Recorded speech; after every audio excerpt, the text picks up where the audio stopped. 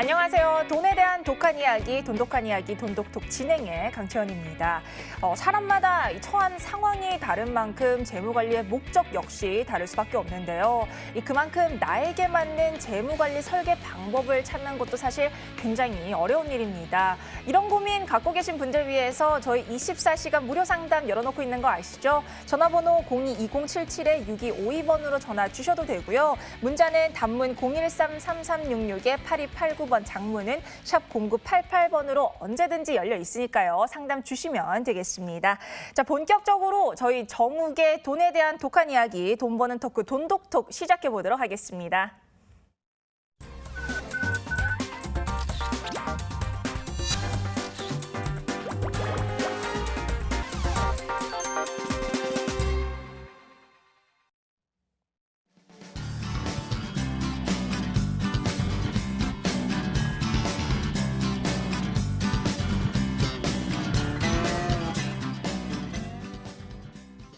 네, 돈에 대한 독한 토크 함께 나눠주실 분이죠. 재무전문가 정욱 소장님 나와 계십니다. 네, 소장님 안녕하세요. 안녕하세요. 네, 반갑습니다. 자, 이렇게 또 굉장히 더운 한 주가 시작이 됐습니다. 더위에 지치신 분들 굉장히 많으실 텐데요. 하지만 저희가 이 덥다고 그냥 지나칠 수 없는 게 있죠. 바로 이번 주에 꼭 알아둬야 될 이슈 아니겠습니까? 자, 이번 주 저희 어떤 이슈 꼭 살펴보고 가야 될까요? 오늘은 무역 전쟁에 대한 얘기로 시작해 보겠습니다. 네, 덥지만 또 무역 전쟁에 대해서 또 알아보고 가야겠죠. 연일 뜨거운 나날인데, 네. 지난 6일 날 실제로 이제 미국과 중국 간의 이제 무역 분쟁에 대한 우려가 깊어지다가 6일 날 실제로 관세가 발효가 됐습니다. 네, 드디어. 예, 그래서 뭐 무역 전쟁이 드디어 발발했다. 네. 그 이후에 또 뭐 추가 관세 부과를 예고하기도 하고, 양상은 더 이제 점입 가경인 듯 이렇게 보였습니다. 그런데 제가 지난 10일 방송 때 오히려 앞으로 이제 중국의 부양책이라든지 여러 가지 이유로 인해서 지금 중국 투자의 기회일 수 있습니다라는 말씀을 드린 바 있습니다. 그런데 지난 20일, 그러니까 지난 금요일이죠. 금요일 날부터 연일 중국 증시가 크게 상승하고 있습니다. 예. 지난 20일 날 트럼프 대통령이 5,050억 달러 규모의 중국산 제품에 대해서 관세 부과를 더 하겠다라고 이제 언급을 했습니다만 그날 중국 인민은행은 5,020억 위안의 대규모 유동성을 시장에 공급을 했습니다. 그리고 뭐 이제 지급 준비율 인하라든지 이런 이제 더 경기 부양책들이 더 나올 걸로 지금 이렇게 좀 뭐 예측들이 되고 있는데 뭐 이런 이제 중국 당국의 경기 부양책이 이제 투자자들의 이 투자 시장에 어떤 그 심리를 부양한 그런 효과로 인해서 20일부터 지금 단 3영업일 동안 5% 가까이 상승을 했습니다. 꽤 급등을 하고 있다라고 볼 수 있고요. 여전히 무역 분쟁은 오히려 더 막 확전이 되고 있는 상황인데 그런데도 불구하고 중국은 오히려 지금 증시가 상승하고 있는데 왜 그런지 좀 더 이제 살펴보면 미국은 160억 달러에 달하는 중국산 제품에 대해서 추가 관세를 부과하기 위한 공청회를 이달 말에 이 무역대표부에서 개최 예정이기도 하고 그런데 중국 정부 당국에서는 뭐 극단적으로 반응하지 않고 있어요. 그리고 이미 뭐 다 예정돼 있는 거기 때문에 시장에서는 크게 개의치 않는 분위기고 지금 미국 기업들의 실적이 아주 좋게 나오고 있는 데다가 글로벌 경기가 계속 좀 확대될 거다라는 기대도 상당히 크니까 여건이 좋습니다. 게다가 아까 말씀드린 것처럼 중국 정부에서 대규모 유동성도 공급하고 하반기에 어쨌든 지준율도 좀 낮출 것 같기도 하고 이런 이제 부양책들이 계속 나올 거다라는 것이 이 상승의 동력이 되고 있는 것 같습니다. 게다가 지금 무역 전쟁이 미중 간에서만이 아니라 뭐 캐나다, EU 그리고 뭐 일본 뭐 이제 세계 전역을 가리지 않고 확전 양상을 좀 보이고 있는 거죠. 그러다 보니까 중국에 대한 관심이 오히려 희석이 되고 있는 거예요. 그래서 중국 증시가 좀 숨통을 열고 지금 이제 상승하고 있다 이렇게 볼 수 있는데 실은 제가 이제 중국이 10일 날 말씀드렸던 것처럼 투자의 기회다 이 말씀도 드리는 거지만 사실 오늘 드리고 싶은 말씀은 투자는 심리전이라는 겁니다. 개인 투자자들이 주로 투자에 뭐 많이들 실패하십니다만 실패하는 이유는 사실 심리전을 제대로 이해하지 못하기 때문에 그렇습니다. 이게 투자가 물리전이 아니라 사실은 심리전이기 때문에 그 본인의 심리를 잘 컨트롤할 수 있어야 되는데 그러지 못한다는 거죠. 시장에 악재가 나옵니다. 그러면 개인 투자자들은 들고 있던 자산을 팔죠. 불안하니까. 예, 불안하니까 파는데 네. 그 속도도 또 느려요. 바로 대응 못하고 좀 늦게 반응을 합니다. 네. 그래서 약재가 반영이 돼서 하락하는 것이 끝나갈 즈음에 또 이 매도가 몰리죠. 그렇죠. 그러다 보니 항상 아주 낮을 때 이제 파는 뭐 싸게 사서 비싸게 팔아야 되는데 오히려 반대로. 반대로 좀 하는 일들이 네. 종종 있는 거예요. 뭐 이건 주식도 그러하고 좀 호흡이 약간 긴 뭐 펀드들도 마찬가지입니다. 네. 개인 투자자들. 상반기에 무역 전쟁 이슈로 계속해서 중국 증시가 큰 폭으로 하락을 했습니다. 역시나 이 개인 투자자들의 반응은 한 발 늦게 또는 뒤늦게 지금 매도를 계속 하고 해왔죠. 네. 거기다가 실제로 관세가 발효되니까 와 진짜 무역 전쟁이 터졌구나 그 공포로 그제서야 막 팔았습니다. 이렇게 되니 뭐 이런 와중에 오히려 선수들은 이제 불확실성은 좀 제거됐고 저점 오히려 매수의 기회다. 그렇죠. 예, 그래서 개인들이 막 팔고 나오는 거를 선수들은 막 산 거죠.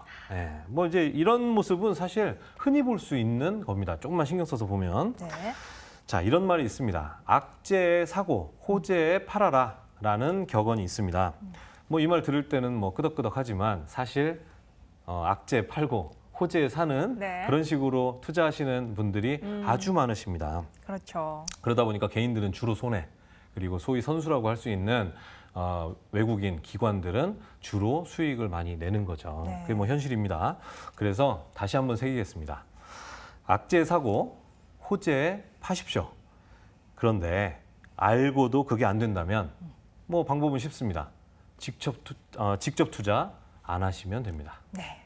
그렇죠. 사실 이런 악재가 있을 때는 투자 심리가 아무래도 위축이 되기 때문에 이런 매수의 기회를 잡는 게 어렵겠지만 여러분들 이런 악재도 기회로 잘 활용할 수 있다는 점 잘 생각을 하시면 좋을 것 같습니다. 자, 그럼 저희 본격적으로 독한 토크 나눠봐야겠죠. 자, 오늘의 토크 주제 무엇일지 화면으로 함께 만나보고 오겠습니다.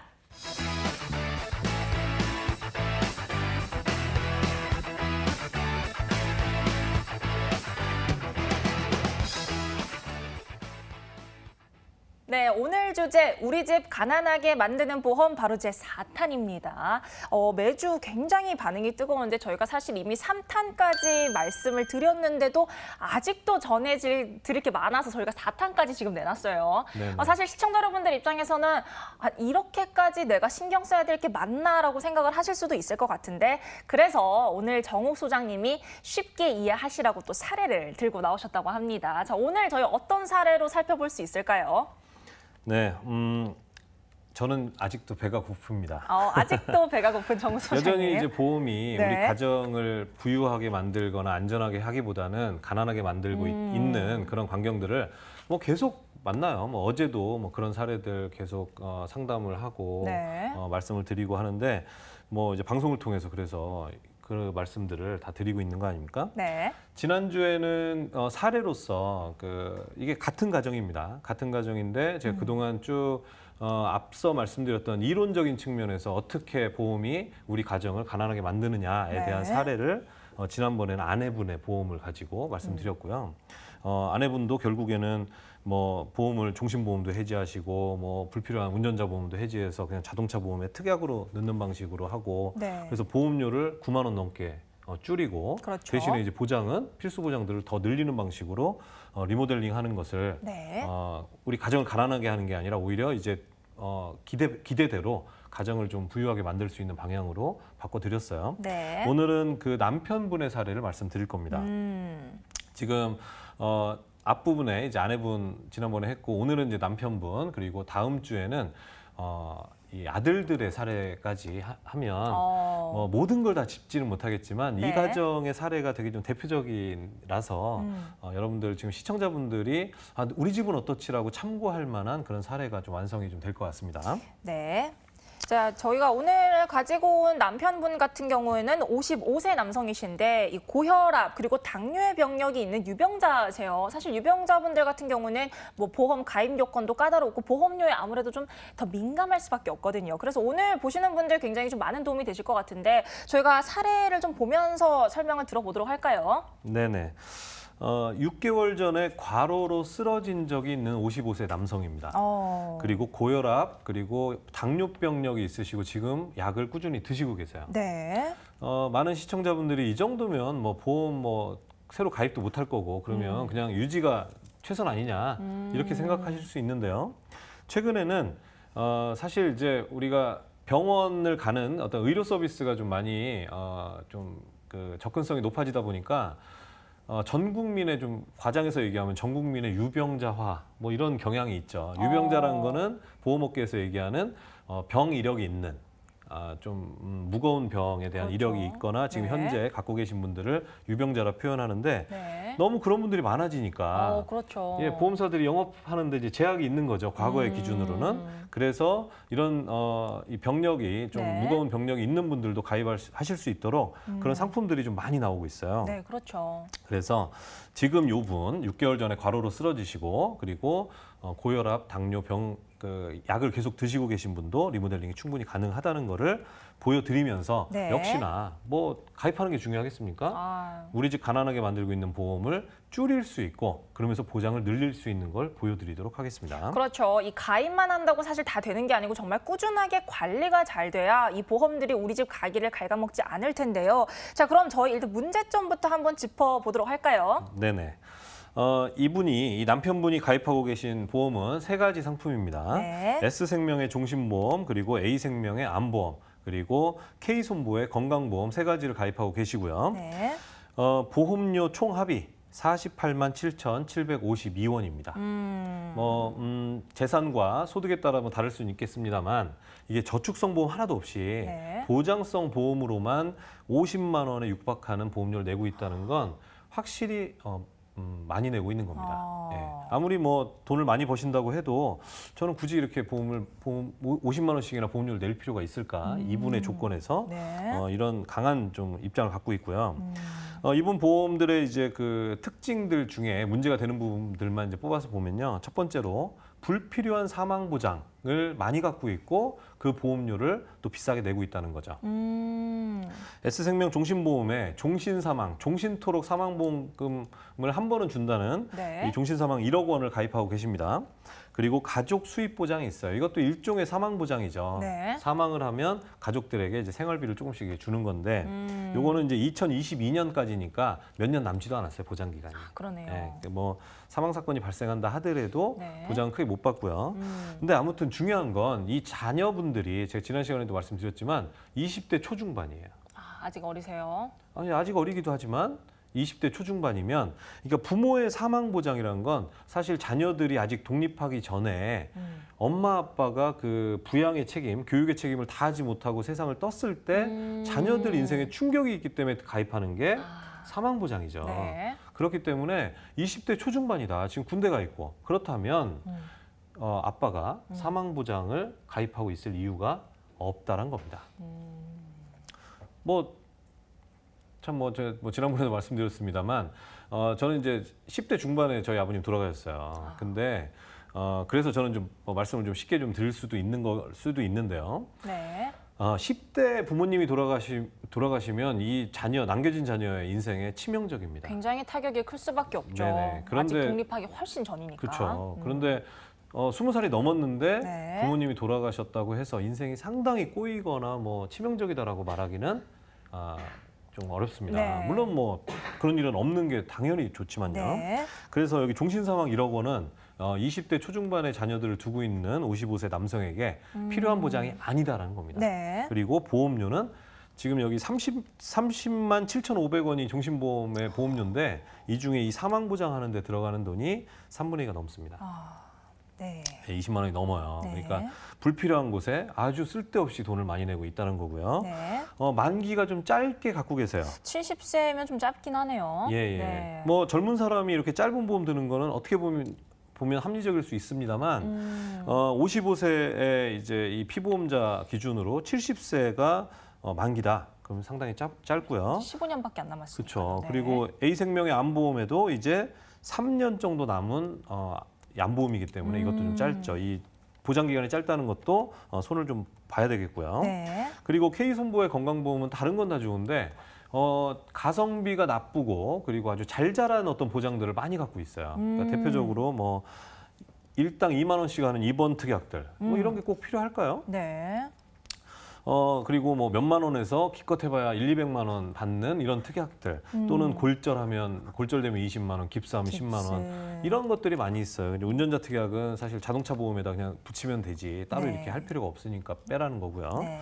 자, 이렇게 되니 이 가성비 나쁜 잘 자란 보험들이 문제란 건 뭐냐면 이게 공짜라면 무조건 많이 갖고 가야죠. 그렇죠. 근데 우리는 평생에 한두 번, 서너 번 이 보험금 받기 위해서 네. 입원해서 또는 수술해서 받기 위해서 보험료는 얼마나 많이 냅니까?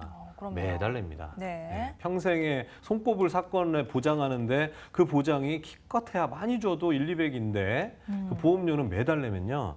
결국에 낸 돈보다 못 받을 확률이 당연히 높겠죠. 네, 그렇죠. 네. 보험사를 상대로 낸 돈보다 더 받으려고 하면 그거는 상당히 진짜 꿈이 큰 거고요. 네. 그러니까 그런 거 기대하지 마시고 꼭 필요한 거 아니면 아예 가입하지 말아서 보험료를 내지 말자라는 겁니다. 네. 자, 그 부분을 좀 정리를 해서 보시면 네. 과다암보험료 48만 7,752원 과다하고요. S생명 종신보험에는 필요도 없는 종신보험에 아주 높은 보험료를 내고 있고 그리고 진단금이 70세까지 좀 짧다는 거 그리고 암보험도 역시 보장 기간이 짧고 그리고 K손보에는 불필요한 것들이 잔뜩 들어 있습니다. 네. 그런데 작년에 과로로 쓰러져 있고 여러 병력이 있어서 건강에 염려가 있다라는 게 문제가 되겠습니다. 네, 그렇죠. 이렇게 저희가 문제점 진단한 결과 좀 48만 7천 원이라는 과다한 보험료를 내고 계신다라는 진단을 해주셨는데 자, 그럼 이런 경우에는 저희가 솔루션을 어떻게 제공을 좀 해드릴 수 있을까요? 네, 당연히 솔루션이 있습니다. 네, 예, 언제나 모범 답안이 또 있겠죠. 네네, 보험료도 상당히 낮춰드릴 수 있고요. 네. 자, 첫 번째로 S생명 종신보험 과감하게 해지해야 되는 겁니다. 네. 지금 한 3분의 2 정도를 불필요한 사망보험료로 지금 내고 있기 때문에 해지를 해야 답이 나오고요. 네. 보장 기간도 짧고요. 대신에 이걸 대체해서 맨 아래쪽에 있는 간편보험 그리고 암보험을 추가로 가입하시겠습니다. 이 보험들은 유병자를 위한 그런 보험이에요. 그래서 네. 간편 심사를 하고요. 또한 간편 심사하는 것들이 주로 갱신형입니다. 네. 아직은. 그런데 간편 심사를 하면서도 비갱신형이에요. 예, 그래서 이런 유병자분들 한 50대 중반 이제 나이가 좀 이렇게 높아져가는 이런 분들도 충분히 활용하기에 아주 유리하고요. 네. 종신사망 보장을 없앴기 때문에 당연히 보험료는 대폭 낮출 수가 있고 암, 뇌졸중, 급성 심근경색 이런 어떤 보장들을 3천에서 4천 정도로 넉넉하게 보장을 받으시면서 만기는 100세까지 보장받을 수 있도록 했습니다. 네. 그러면서 K손보에 있던 지금 갖고 계시던 K손보는 그냥 유지는 하시는데 일부 특약들 아까 말씀드렸다시피 몇만 원, 몇십만 원 뭐 기껏 해봐야 뭐 평생에 한번 200만 원 받을까 말까 한 보장들 삭제하고 네. 유지하시는 걸로 이렇게 하시면 되겠습니다. 네, 저희가 이렇게 보장은 늘려드리고 비용은 좀 절감을 해드리는 경우 자, 얼마만큼 비용이 좀 절감되는지도 같이 볼 수 있을까요? 네네. 네. 자, 보험료 가장 중요한 사안이죠. 예, 보장은 대폭 강화했습니다. 기간도 늘리고 보장 금액도 올렸는데 비용은 아주 낮아졌습니다. 조정 전에 금액이 약간 좀 잘못 나왔는데요. 네. 48만 7,752원이었던 것이 조정을 아까 설명드린 대로 조정을 했을 때 그 보험료가 33만 146만 원으로 15만 7,606원이나 줄어듭니다. 15만 7천 원이나 네네. 네, 절약이 돼요. 예, 그 비결은 간단합니다. 뭐 몇 가지가 있었습니다만 가장 주된 것은 필요도 없는 사망보장에 수십만 원씩 들어가는 부분을 과감하게 없애면서 이 보험료를 낮출 여지가 생긴 거죠. 네, 그러면서 포인트 하나는 유병자 보험 중에 그래서 간편 심사를 통해서 가입할 수 있는 병력이 있는 분들도 가입할 수 있는 그런 보험인데 네. 그 갱신이 아니라 비갱신인 뭐 이런 상품으로 가입을 하면서 보장은 역시 포기하지 않을 수 있었다 이렇게 말씀드리고요. 네. 유병자 보험은 뭐 이런 겁니다. 뭐 제가 나중에 기회 있으면 또 말씀드리겠습니다만 우리가 보험 가입할 때 몇 가지 이제 그 고지를 하지 않습니까? 그렇죠. 뭐 여러 가지 고지를 해야 되는데 유병자 보험은 고지하는 게 뭐 아주 간단합니다. 뭐 몇 가지 사안들만 없으면 네. 가입을 할 수가 있게 아주 심플하게 돼 있어서 간편 심사라고 부르는 거고요. 그래서 병력이 있는 분들도 가입할 수 있는 그런 어떤 그 여지가 네. 훨씬 더 넓어졌다. 이렇게 말씀드릴 수 있습니다. 네, 이렇게 방송 보고 계신 유병자분들께도 오늘 굉장히 좀 도움이 되는 내용이었던 것 같은데 저희가 이렇게 지금 15만 원 가량 리모델링을 통해서 절감을 시켜드렸는데 저희가 마무리하기 전에 한 번 더 좀 정리를 해봐야 되겠죠? 네네. 네. 자, 남편분의 이제 보험의 문제를 해결해드렸습니다. 어떻게 했냐면요. 55세 이 남편분 작년 한 6개월 전 정도에 한번 과로로 쓰러지신 적이 있고 고혈압과 당뇨병의 유병자이십니다. 하지만 기존에 있는 보험들을 다 변경을 해서 간편보험과 그리고 유병자 암보험 그리고 기존에 갖고 있는 건강보험을 약간 수리를 해서 이 세 가지 보험을 이제 신규 가입하고 유지하고 해서 보험료는 33만 원으로 약 15만 원 정도를 낮춰드렸고요. 네. 그리고 사망은 질병 사망, 종신 사망을 다 빼고 상해 사망으로 2억 5천을 준비했습니다. 이 부분은 뭐냐면 사망이 필요 없다고 하지 않았느냐 이렇게 생각하실 수가 있는데 크게 사망은 질병 사망과 상해 사망으로 나눠지죠. 네. 질병은 질병으로 사망하는 건데 이제 자녀들이 다 이제 그 성장을 했기 때문에 그 사망보험이 사망을 했을 때 보험금을 자녀들한테 줄 필요는 사실상 높지 않다. 큰 돈 내면서까지 그럴 필요는 없다. 네. 다만 상해 사망은 다른 필요가 있습니다. 뭐냐면 상해 사망은요. 만약에 운전을 하시는 분들 예를 들면 내가 뜻하지 않았지만 내가 네. 실수로 큰 사고를 내서 상대방에게 크게 가해를 하고 내가 사망하는 경우가 생길 수 있습니다. 그럴 경우에 상해 사망은 네. 그 피해자인 상대방에 대한 배상 금액이 금액으로 쓸 수 있는 돈이 되겠죠. 그래서 나이를 먹어갈수록 사실 이 상해 사망 부분은 오히려 더 필요가 좀 높아지겠고요. 네. 암 진단비는 4,500만 원까지 일반암 기준으로 보장을 받을 수 있도록 했습니다. 그리고 주요 성인병 진단비는 뇌경색에 대해서 3천만 원, 네. 그리고 뇌출혈은 6천만 원, 급성 심근경색은 5천만 원. 이 정도면 보장이 적지는 않죠. 네, 그럼요. 그리고 좀 유병자시기 때문에 더 그 염려가 있으시니까 네. 이렇게 보장받으실 수 있도록 했고 기타 주요 보장으로 중대질병류의 수술과 진단금에 각각 1,000만 원에서 2천만 원씩 보장을 받을 수 있도록 이렇게 조정을 해드렸습니다.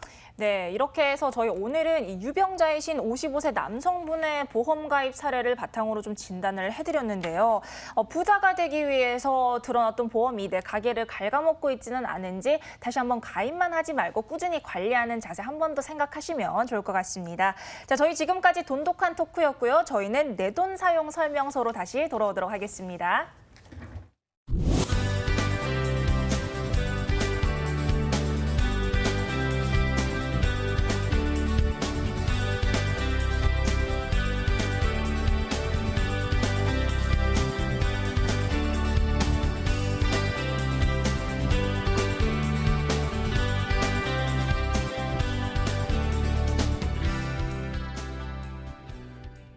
정욱의 돈독한 이야기를 더 돈독하게 만나는 방법. 스텝 1. 모바일을 통한 참여 방법. 유튜브, 페이스북, MTN 머니투데이 모바일 앱에 머니투데이 방송을 검색해주세요. 언제 어디서나 모바일을 통해 만날 수 있습니다. 스텝 2. 문자를 통한 참여 방법. 샵 0988번으로 여러분의 궁금증을 보내주세요. 문자 한 통으로 간편하게 고민 해결. 스텝 3. 전화를 통한 참여 방법.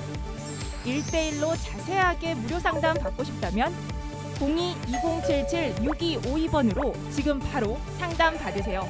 당신의 돈을 안전하게 지켜드립니다. 지금 바로 전화 주세요.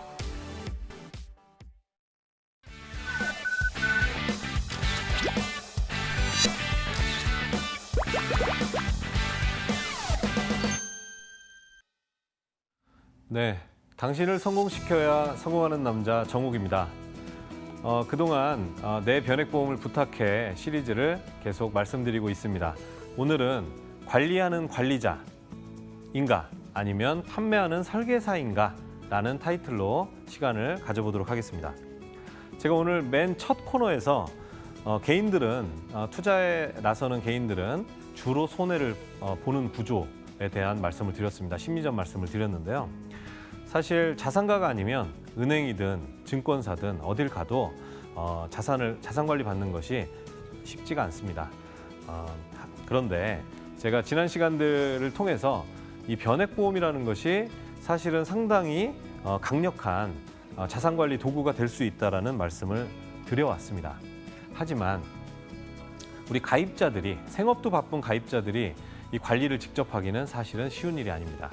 그래서 변액보험을 판매한 분들이 이 관리를 해주는 것이 현실적으로는 가장 좋은데요. 그러나 현실은 이 판매자들이 잘 관리를 해줘서 우리 시청자분들이 그 자산 관리에 도움을 받고 있기보다는 오히려 관리가 잘 안 돼서 원성이 쌓이고 있는 것이 현실인 것 같습니다.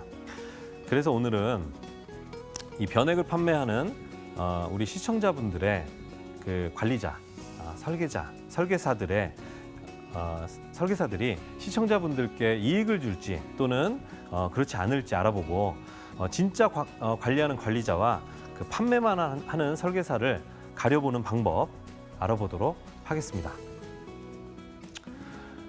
변액을 판매하고 다루는 분들을 편의상 우리 시청자분들의 이해를 돕기 위해서 고수, 중수, 하수로 한번 나눠보도록 하겠습니다. 자, 하수는요, 아무 말 대잔치를 주로 많이들 하시는 것 같습니다. 비과세, 복리를 앵무새처럼 많이 외치십니다. 뭐 항상 그 얘기를 주로 이제 말씀하시는 분들이 많습니다. 그리고 또 높은 수익률을 말씀하세요. 근데 사실은 어떻게 수익을 내는지도 전혀 모르시면서 높은 수익률을 낼 수 있다 말만 하고 심지어는 본인의 변액보험조차도 수익률이 상당히 안 좋은 이런 경우가 많습니다. 이런 분들 이제 하수라고 할 수 있고요. 이 비과세와 복리를 외치는데 그것이 얼마나 참 허망한 얘기인지는 좀 이따 다시 말씀드리고요. 그럼 하수가 이렇다면 중수가 있겠죠. 중수는 어떤 분들이냐? 단지 비과세 복리 높은 수익률 말로만 하는 게 아니고요. 가입자들에게 정기 추가 납입을 권유하시는 분들입니다. 정기 추가 납입은 원래 가입할 때 설정한 기본보험료 외에 매달 추가로 더 돈을 내는 것을 정기 추가 납입이라고 합니다. 이렇게 정기 추가 납입을 하면 정기 추가 납입은 사업비가 전혀 없거나 아주 낮기 때문에 전체적으로 이 변액 계약 전체로 봤을 때 사업비가 낮아지는 효과가 발생합니다. 하지만 이 또한도 수익률 관리를 적절하게 하지 않았을 때는 사업비가 낮아서 손해를 줄일 수는 있으나 고객들이 기대하는 또는 의미 있는 수익을 그런 충분하고 높은 수익을 만들기에는 여전히 역부족입니다. 그래서 그러면 제대로 하는 고수는 어떨까요?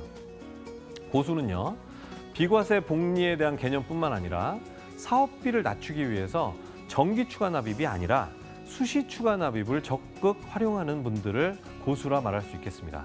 수시 추가 납입을 적극 활용한다면 수익률을 관리를 할 수 있고 역시 사업비 낮추는 건 기본으로 가져갈 수 있죠.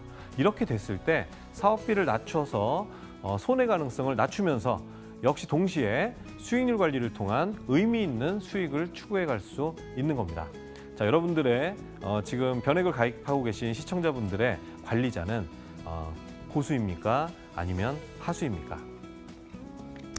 자, 제가 지금 비과세와 복리에 대한 말씀을 드렸습니다.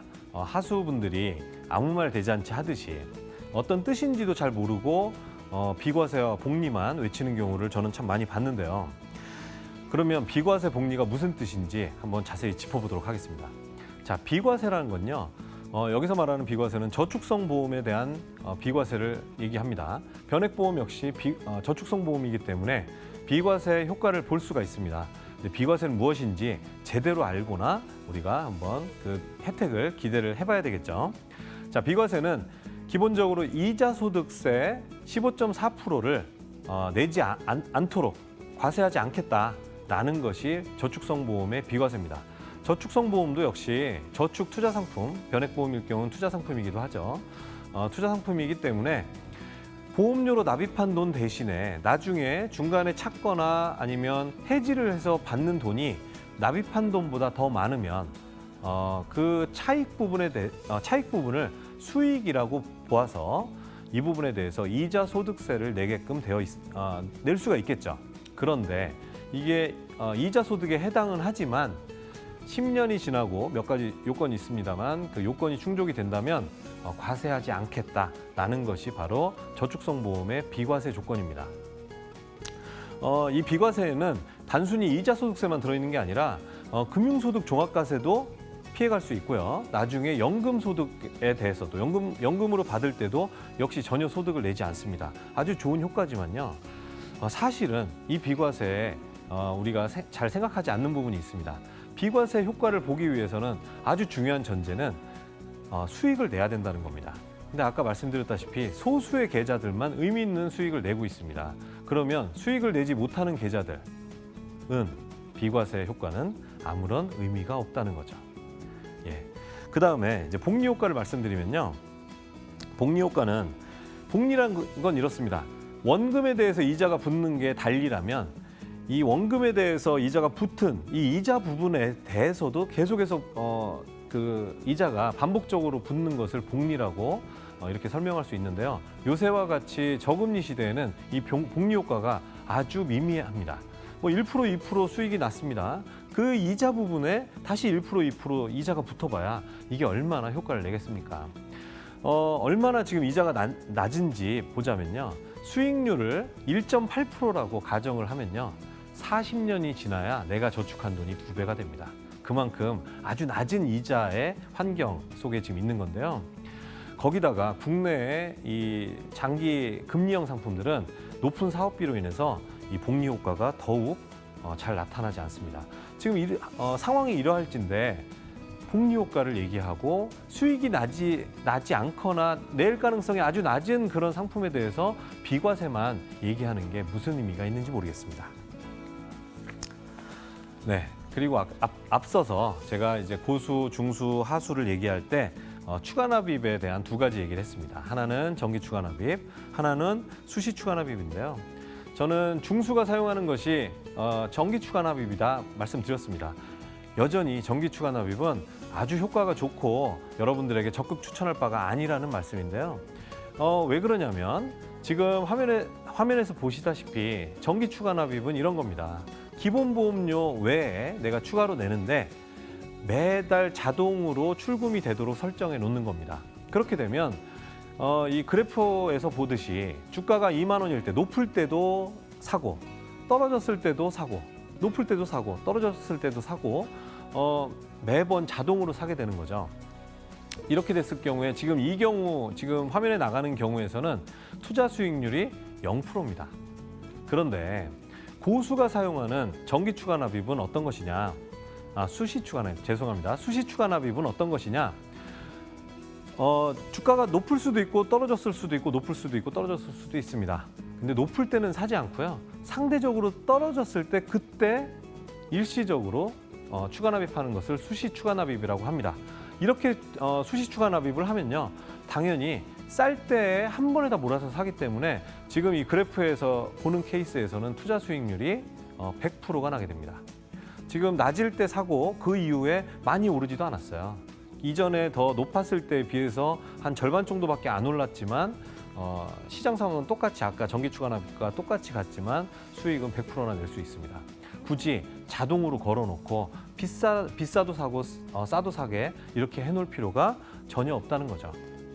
그래서 수시 추가 납입을 저가 매수하는 방식으로 하시는 게 좋다는 건데 이런 말씀들을 하십니다. 아니 수시 추가 납입을 저가일 때 사면 좋지만 어떻게 저가인지 아느냐? 왜 모릅니까? 몇 달 전에 고가일 때보다는 이 그래프도 마찬가지인데요. 지금 이 세 가지의 경우보다는 어쨌든 더 싸게 샀죠. 물론 더 떨어질 수 있지만 앞에 비싸게 사는 건 피할 수 있습니다. 그러면 상대적으로 저가 매수인 건 분명합니다. 그렇기 때문에 정기 추가 납입만 하고 그냥 오르기를 바라는 그런 요행을 바라기보다는 정확하게 시장을 보면서 수시 추가 납입을 할 수 있는 그런 관리를 해야 되겠습니다.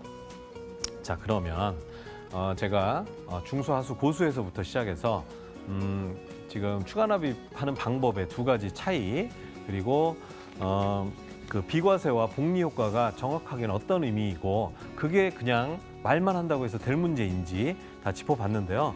그러면 지금 시청하시는 여러분들을 관리해 주시는 변액보험의 판매자가 진짜 관리하는 관리자인지 아니면 판매만 하고 마는 판매자인지 구별하는 방법을 말씀드리도록 하겠습니다. 자, 첫 번째, 판매만 하는 설계사인지 구별하는 방법은요. 자, 판매하는 설계사들은 이런 특징들을 갖고 있습니다. 펀드 변경 또는 수시 추가 납입이죠. 수시 추가 납입 안내를 한 번도 하지 않은 경우에 판매하는 설계사로 볼 수 있겠습니다. 물론 항상 예외는 있습니다. 저는 일반적인 말씀을 드립니다만 펀드 변경이나 수시 추가 납입 안내를 한 번도 안 한다면 당연히 그것만으로도 관리는 안 하고 있는 거죠. 그리고 처음 가입했을 때부터 청약서에 사인할 때부터 예를 들면 한 5개 이상의 다수의 펀드로 과하게 쪼개놓는다.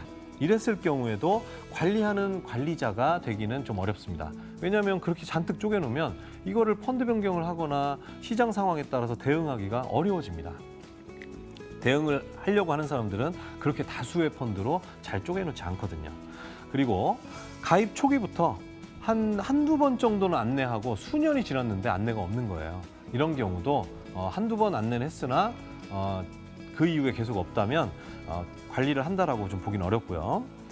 펀드 관리 안내를 이렇게 한두 번 했을 때 요때 빼고는 또는 지금 펀드 관리 안내 문자 같은 게 와요. 오지만 그 외에는 그때 외에는 시장 전망이라든지 관련 정보를 제공하지 않는다라고 하면 이 역시도 제대로 관리하는 게 아닐 수 있습니다. 더불어서 주기적인 펀드 변경 안내 문자를 보내긴 하는데요. 이 구체적인 변경 방법은 얘기하지 않는 거예요. 이건 뭐냐면 그냥 어디선가 그 펀드 변경하는 정보를 갖다가 그냥 전달만 하는 걸로 볼 수 있습니다. 이 역시도 제대로 관리받기 어렵고요. 저축하겠다는데 변액 종신보험을 가입시키는 경우 역시 그냥 판매만 하는 경우로 볼 수 있고요. 납입금이 한 1,000만 원 정도 쌓이거나 한 2년 정도 지나야 관리를 시작하는 게 의미가 있습니다. 라고 말하는 분들도 의미 있게 관리하는 분들이 아닐 가능성이 아주 큽니다. 그렇다면 제대로 관리하려는 관리자, 그냥 판매자가 아니라 관리자라면 어떤 분들일까요? 자, 가입 후에 처음에 청약서 사인할 때부터 펀드를 정하는 게 아니고요. 처음에는 뭐 MMF나 아니면 채권형 펀드로 뒀다가 한두 달 뒤에 첫 번째 펀드 변경을 실제로 첫 번째 펀드 변경을 안내를 하는 겁니다. 구체적인 방법과 함께. 이런 분들이라면 10중 8구는 제대로 관리를 하는 분이거나 앞으로도 할 분들입니다. 왜냐면요, 변액은 가입하고 한 달 동안 투자가 이루어지지 않아요. 그래서 한 달 이후부터 실제로 어떤 펀드로 돈이 들어가기 때문에 처음부터 설정하는 게 아니라 한두 달 지나서 설정하는 게 그게 진짜거든요. 그리고 꾸준히 시장 펀드 변경이나 수시 추가 납입은 기회가 없으면 수년간 안내를 못할 수도 있습니다. 그게 전략일 수도 있어요. 하지만 그렇다 하더라도 꾸준히 시장 상황과 투자 정보를 제공을 하는 경우에는 진짜 관리하는 관리자일 가능성이 크고요. 그래도 적어도 한 1, 2년에 한 번 정도는 펀드 변경이나 수시 추가 납입 안내를 한다면 더 진짜일 가능성이 있겠죠. 그리고 이런 안내를 할 때 그냥 무슨 펀드로 바꾸세요 하고 끝나는 게 아니라 구체적으로 어디에 전화를 해서 어떤 식으로 그 상담사에게 설명을 해서 그 신청을 할 건지를 얘기하는 것이 그런 것들을 설명하는 경우가 또 진짜라고 볼 수 있겠고요. 저축하겠다는데 투자해서 수익 내겠다는데 변액 유니버셜 보험, 변액 적립보험, VUL이라고 부르는데 이런 상품이나 무보증 변액연금을 권한다면 좀 더 관리하는 관리자의 가능성이 높습니다. 자, 오늘은 판매자분들이 보실 때는 좀 불편하실 수도 있겠습니다만 우리 시청자분들을 위해서 여러분들의 그 관리자가 진짜 관리자인지 아니면 계속 관계를 맺고 있어도 내 변액보험의 수익이 계속 올라가는 데 도움이 안 될 수 있는지 그 기준들을 제가 살펴봤습니다. 부디 여러분들의 변액보험 관리자들이 여러분들에게 진짜 관리를 하고 그래서 여러분들이 부자가 되는데 도움이 되는 분들이길 바라겠습니다. 지금까지 당신을 성공시켜야 성공하는 남자 정욱이었습니다. 감사합니다.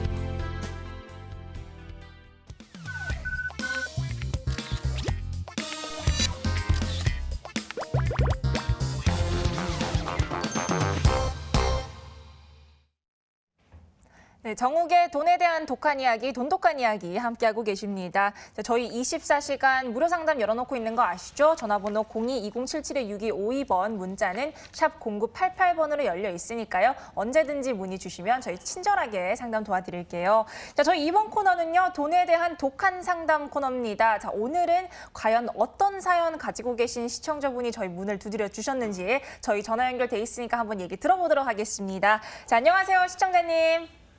네, 안녕하세요. 네, 안녕하세요. 저희 정욱 소장님과도 인사 나누실게요. 안녕하십니까? 네, 안녕하세요. 네, 안녕하세요. 네, 안녕하세요. 자, 오늘 어떤 고민 가지고 저희 전화 주셨는지 고민 한번 들어보도록 할게요. 네, 제가 최근에 보험을 2개 가입을 했거든요. 네. 암보험이랑 건강보험을 이제 다른 설계사들한테 이제 가입을 했어요. 근데 그때 병력을 물어봐서 몇 가지 얘기를 했거든요. 근데 한 보험은 뭐 부담보라 그러고요. 또 어떤 보장은 가입이 안 된대요. 근데 다른 네. 쪽에서는 또 아무 문제 없이 또 가입이 됐거든요. 그래서 뭐 부담보 나온 보험도 정상적으로 가입을 하고 싶은데 방법이 없을까요? 근데 네. 왜 이렇게 또 결과가 다른 건지 모르겠네요. 네. 각각 다른 설계사분을 통해서 2개의 보험을 가입을 하셨는데 가입 결과가 네. 좀 다르게 나오셨어요. 자, 이런 경우 우선 저희가 이제 솔루션 제공을 해드리기 전에 혹시 더 추가 사항 여쭤볼 게 있을까요? 예, 좀 몇 가지 더 여쭤봐야 될 것 같고요. 네. 좀 화가 좀 나 있으신 것 같아요, 목소리가. 뭐 방법을 한번 찾아보겠습니다. 자, 최근에 가입하셨다고 하셨어요. 네. 언제 가입하셨는지 그리고 이 가입하신 보험의 상품명들도 좀 말씀해 주셨으면 좋겠습니다.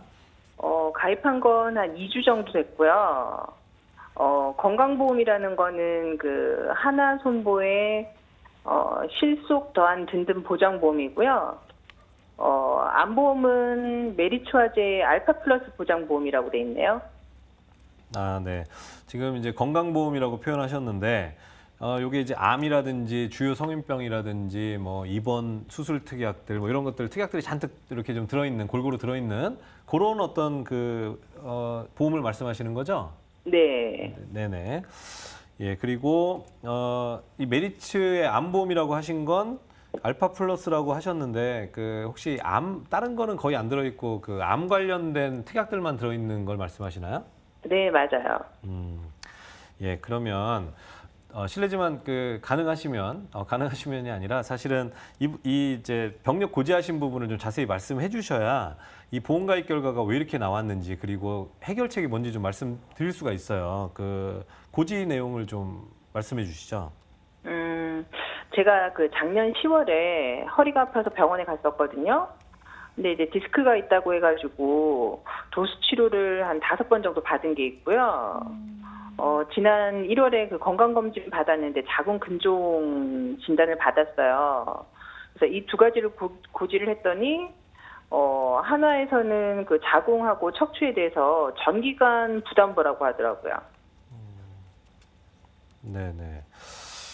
그러면 메리츠는 아무런 문제 없이 가입이 됐다. 뭐 이런 네. 말씀이신가요? 예. 네네. 자, 그러면 작년 겨울에 자궁근종 진단 받으셨다고 했는데 치료는 안 받으셨나요? 네, 그때 치료는 따로 안 하고요. 좀 더 지켜보자고만 했어요. 아까 이제 도수 치료 받으신 부분이 있는데 이제 디스크로 이제 도수 치료 받으셨다 이렇게 말씀하신 거죠? 네. 예, 그러면 요거 도수 치료 받기 전에 혹시 디스크 진단을 받았거나 아니면 다른 치료를 받으신 사실은 없으신 거고요. 없어요. 네네. 네, 알겠습니다. 네. 네, 시청자님, 저희가 이제 방금 주신 정보 바탕으로 해서 솔루션 제공해 드릴 테니까요. 지금부터는 전화 끊고 화면으로 따라 주시면 되겠습니다. 아, 네, 알겠습니다. 네, 감사합니다. 자, 저희가 이렇게 좀 얘기를 들어봤는데 저희 어떤 솔루션 좀 제공을 해드릴 수 있을까요? 자, 뭐 이 가입하고 계신 보험이 그 구체적인 내용을 좀 알기가 좀 어려워서 이제 말씀만으로만 보면 네. 이제 하나손해보험의 이 상품은 이제 종합보험 상품에다가 여러 가지 뭐 특약들을 좀 많이 넣으신 것 같아요. 자, 그리고 메리츠는 알파 플러스라는 상품에 암 관련 특약만 넣어서 암보험, 암플랜 뭐 이렇게 좀 가입을 하셨고요. 요 지금 메리츠 암플랜은 요새 일종의 프로모션을 좀 하고 있어요. 그래서 이번 달 네. 말까지는 한시적으로 다른 고지 안 해도 되고요. 암하고 몇 가지 아주 심각한 질병력만 지난 5년간 없으면 가입이 다 돼요. 네. 그래서 이제 지금 말씀하시는 거 보니까 그러한 방식으로 가입을 하신 것 같습니다. 네. 그래서 요 메리츠 거는 뭐 별 문제 없어요. 그러니까 요거는 뭐 얘기거리가 별로 없는데 문제는 이 건강보험으로 가입하신 한화손해보험의 이 보험인데요. 간단하게 말씀드리면 이거는 이 보험 상품의 문제가 아니라 이 가입시킨 설계사가 고지를 잘못 시킨 사례입니다. 아, 설계사가 고지를 잘못했다. 어떤 네네. 의미에서 그렇죠? 자, 우리가 이제 보험 가입할 때는 가입자는 알릴 의무 또는 네. 이제 고지 의무라고 해서 과거의 병력과 현재의 어떤 이 병 상태, 어떤 현증이라고 하는데 이런 것들을 보험사에 반드시 고지하게끔 되어 있습니다. 그렇죠. 당연히 해야 되죠. 그래야 어떤 건강한 사람들과 함께 이 보험 가입을 하고 있기 때문에 위험이 높은 분이 그 안에 껴 있으면 다른 분들이 피해를 보니까 네. 이런 심사를 하게끔 되어 있어요. 근데 이런 걸 이제 알릴 의무, 고지 의무라고 하는데 요거는 상법에 규정이 돼 있습니다.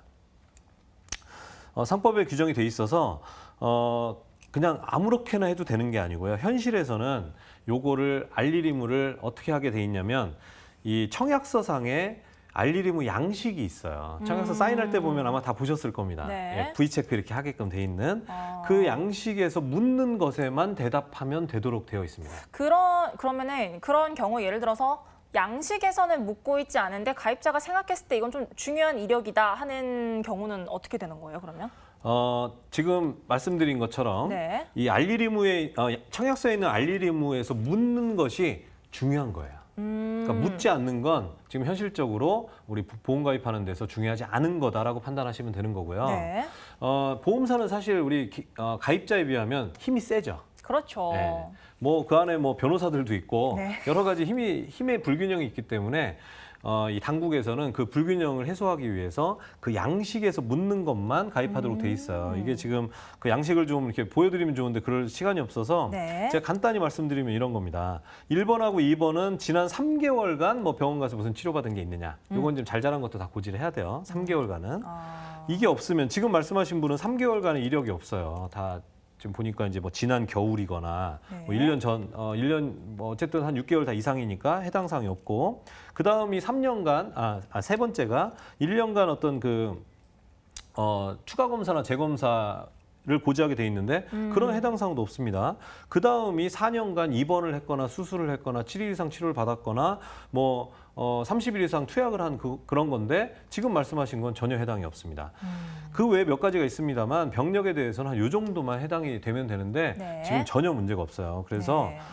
지금 문제는 설계사가 고지하지 않아도 되는 거를 고지를 시킨 거예요. 그래서 잘못 가입이 된 거죠. 네. 권리를 침해받았습니다. 그렇기 때문에 이 보험은 아직 가입한 지 얼마 안 되셨고 하니 2주 되셨다고 하니까 이건 빨리 철회를 하시고 새롭게 원칙적으로 정확하게 고지를 해서 가입을 하시면 되겠습니다. 네, 이렇게 해서 오늘 소장님이 알려주신 솔루션이 좀 도움이 되셨으면 좋겠습니다. 자, 저희 정욱의 돈독한 이야기 아쉽지만 오늘 저희가 준비한 시간은 여기까지입니다. 하지만 방송이 끝나도 24시간 무료 상담은 열어놓고 있는 거 아시죠? 화면으로 전화번호 나가고 있으니까 언제든지 상담 신청해 주시면 되겠습니다. 자, 그러면 저희는 다음 주 화요일 이 시간에 찾아뵙도록 하겠습니다. 시청해 주신 여러분 고맙습니다.